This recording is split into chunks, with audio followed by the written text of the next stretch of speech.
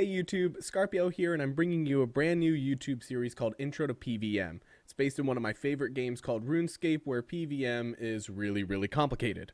A lot of guides are out there, but they also cover all the really complicated stuff, like 4-tick auto-attacking and ability rotations, and a lot of people just want to know where to begin. What are the basics?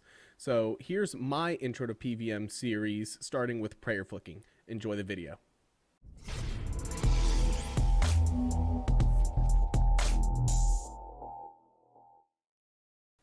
So what is prayer flicking? To put it simply, it's switching between your protection prayers in between your opponent's attacks at the push of a button rather than clicking on them from your prayer book.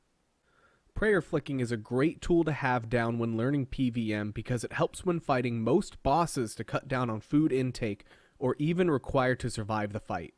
Great examples range from Vindicta, where you switch to protect from range with devotion for one powerful attack as shown here, to Jad, where you switch between two different prayers depending on which attack he's using, all the way to Araxi, where you constantly switch between two prayers during phase 4 while tackling other mechanics.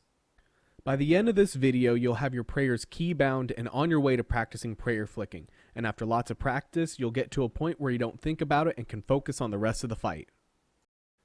The first step is to put your prayers on your action bar. You do this by dragging and dropping them from your prayer book to an empty slot on your action bar.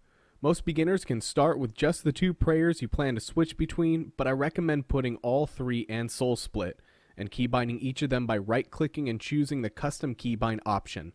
Make them easy buttons to remember and press, and I suggest you choose your own keybinds instead of copying mine since I use a lot of them on my mouse.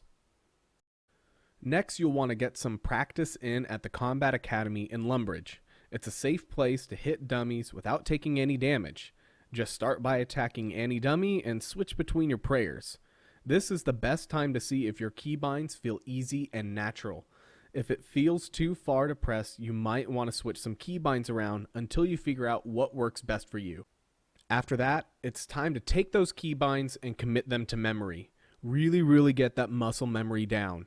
And the best way to do that is by fighting monsters that don't require any prayers at all.